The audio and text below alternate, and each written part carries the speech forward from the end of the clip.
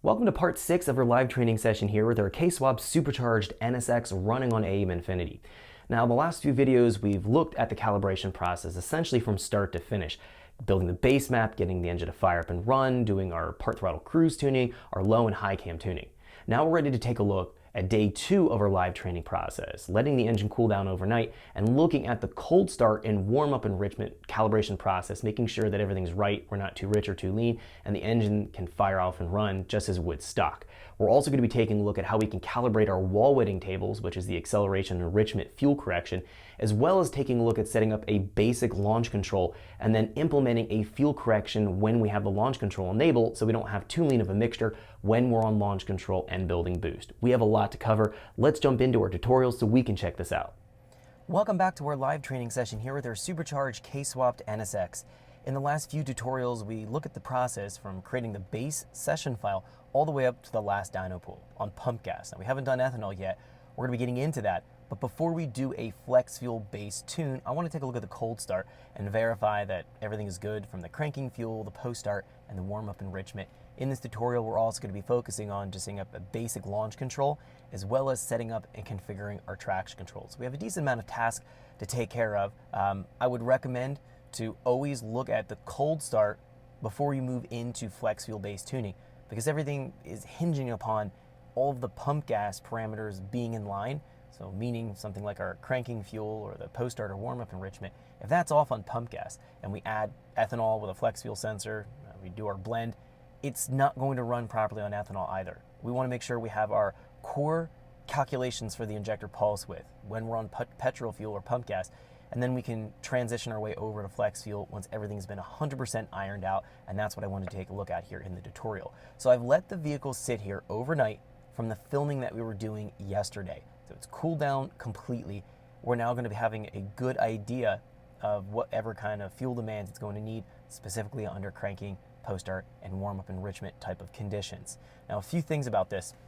If we take a look, I'm in my VE fuel tuning page. Taking a look down our parameters list here, we're going to see here that the coolant temp is showing here about 77, 78 degrees, and the air temp is showing about 78, 77 degrees. They're matching. That's actually ideal. We know that the air temp and the coolant temp are calibrated. We know that the sensors are set up correctly, so that is referencing the correct coolant temperature and the ambient temperature as well here on a bone cold engine. So we have a few things to talk about here that we need to pay attention to. The first thing, when we have an engine that's bone cold, we need to add additional fuel. We're going to have poor atomization out of the fuel injector as a result of having a cold engine. When the engine is warm, the atomization of the injector is much better. With poor atomization, we'll find we have something called a wall wetting effect. The wall wetting effect is going to be when the fuel, as it sprays out of the injector, doesn't go into the engine as it would on a warm engine, where the atomization is much better. It finds it sticks to the intake valve, into the intake track, and as a result, we need to deliver a bit more fuel when the engine is cold to overcome the wall wetting effect. Now, when the engine's also cold, we'll find that the oil viscosity is going to be much thicker because the oil is going to be cold as well. So we have a frictional loss on the engine that we need to overcome. Both the wall wetting effect, the poor atomization, and the frictional loss require a little bit more boost in engine torque to get the engine to fire off and stay running. Otherwise, you might fire it off and it might just die right away because it needs more fuel, or it just simply needs more torque.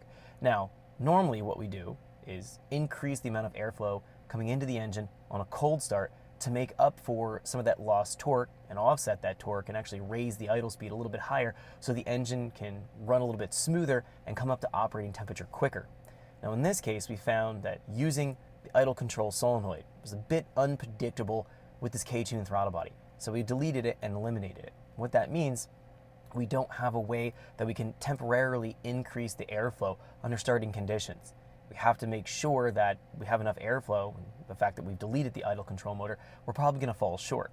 So if we try to fire up the engine without giving it throttle cold like this, for the first probably 30 seconds to a minute, we may find that it starts up and it just simply dies. It doesn't have enough airflow because, again, the viscosity of the oil is thick, we have a frictional drag or higher frictional drag on the engine, and we have poor atomization. So we need to overcome both of these factors. Now, I've done some things here. We're going to talk about some of the modifications we made when we created the base map that brings us into where we're looking at things right now. So, namely, when we're cold, when the engine is cold, I have a little bit more ignition timing, specifically in vacuum conditions, so that we can bring up the engine torque a little bit and hopefully offset some of that lost torque from that frictional drag on the engine. If we go in here, jumping into our spark tuning, we have our two different compensation tables, one based on air temp, one based here on our coolant temp. Now on our coolant temp table, we can see here it's -4, 32, 68, and 104 degrees. This is when the engine is cool. We're considering the engine to be warmed up about 140 degrees on this particular vehicle.